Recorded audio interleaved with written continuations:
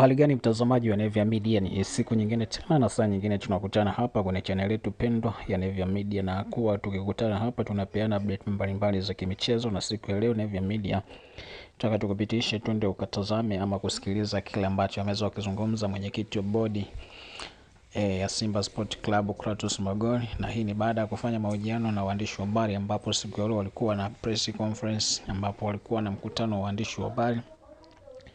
Na moja ya taarifa ambazo waliweza kuzungumzia ni kuhusiana na mchezaji Damaro Kamara, ambao ni mchezaji wa Yanga, Mohamed Damaro Kamara, ambapo hivi juzi kulikuwa na sekeseke la mchezaji huyo kwamba Simba Sport Club walipeleka malalamiko kwenye bodi ya ligi ama TFF, lakini TFF waliweza kuja wakajibu. Lakini kupitia kwenye ukurasa wa Simba Sport Club, baada ya mwenyekiti huyo kufanya mahojiano na waandishi wa habari, waliweza kuandika kwenye ukurasa wa Instagram na kusema kwamba nimeona taarifa hii nizungumze mwenyewe kama mwenyekiti wa bodi. Moja ni kutokana ni kutoa kadi za wanachama tuliotangaza itaanza kutolewa kuanzia Machi 27. Kulikuwa kuna changamoto kwenye mfumo wa usajili, lakini zoezi hilo karibu linafikia mwisho.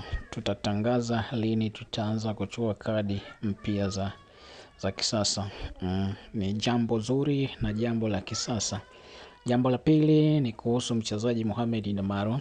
Tulikaa na kutafakari kwa kina, ni jambo ambalo halijakaa sawa. Ni kama kuna klabu moja inatumia nafasi hiyo kuwa na wachezaji wa kigeni zaidi ya walioruhusiwa kikanuni. Sasa mwaka jana na sisi tuliandika barua ya kubadili uraia wa wachezaji wetu, lakini haijajibiwa hadi leo.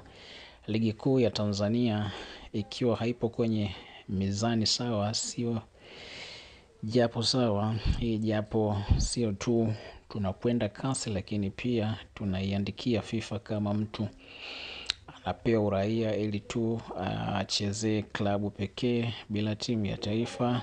Ni jambo ambalo halikubaliki. Damaro hata ipite miaka 100 hawezi kucheza timu ya taifa. Jambo lingine ambalo TFF walitakiwa walifanye kama kanuni zetu alizungumzi hilo, basi wangetumia kanuni za juu kufanya maamuzi. Hili jambo sio fair, sababu kuna timu moja ina wachezaji 13 kwa kutumia mlango wa nyuma, na aliyedanganya mamlaka kwamba anapewa uraia ili achezee timu ya taifa, basi alifanya udanganyifu mkubwa. Nampa uraia wa nini tena mchezaji mwenyewe hana hata mwaka Tanzania? Ni jambo serious na si tupo nalo serious. Mashabiki wetu wametaharuki, wamekuwa na hasira.